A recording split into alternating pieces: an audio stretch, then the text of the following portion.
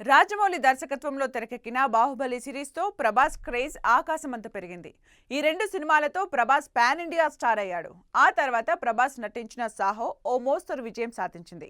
ఇక రాధే శ్యామ్ పరాజయం తర్వాత ప్రభాస్ పని అయిపోయిందని, కేవలం బాహుబలితోనే రెబల్ స్టార్డమ్ అయిపోయిందనే కామెంట్స్ వినపడ్డాయి. కానీ లాస్ట్ ఇయర్ ఆదిపురుష్, సలార్ సినిమాలతో హిందీ బాక్సాఫీస్ దగ్గర తన సత్తా ఏంటో చూపించాడు. ఆదిపురుష్ సినిమాకు సరైన టాక్ లేకపోయినా డీసెంట్ వసూలనే రాబట్టింది. ఇక 2023 ఇయర్ ఎండింగ్లో సలార్ మూవీతో రెబల్ స్టార్ హీరోగా తన స్టామినా ఏంటో చూపించాడు. ఈ సినిమా హిందీలో కూడా దాదాపు షారుఖ్ డంకీ గట్టి పోటీ ఇచ్చినా అక్కడ ఈ సినిమా 120 కోట్ల రూపాయల నెట్ వసూళ్లను రాబట్టింది. తాజాగా కల్కి సినిమా హిందీ బెల్ట్లో ఫస్ట్ డే నుంచి మంచి జోరు చూపిస్తోంది.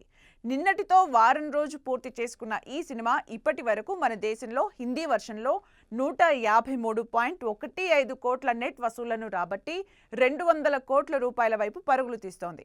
మొత్తంగా ఈ వీకెండ్ వరకు ఈ సినిమా బాలీవుడ్ బాక్సాఫీస్ దగ్గర 200 కోట్ల రూపాయల మార్క్ దాటి 300 కోట్ల రూపాయల మార్క్ వరకు వసూలు చేసే అవకాశాలు కనిపిస్తున్నాయి. మొత్తంగా హిందీలో బాహుబలి, బాహుబలి 2, సాహో, ఆదిపురుష్, సలార్ తర్వాత 100 కోట్లకు పైగా నెట్ వసూళ్లను సాధించిన ఆరో సినిమాగా కల్కి 2898 ఏడీ మూవీ రికార్డ్ క్రియేట్ చేసింది. ఇక 150 కోట్ల నెట్ వసూళ్ల పరంగా ప్రభాస్కు 4కో చిత్రం.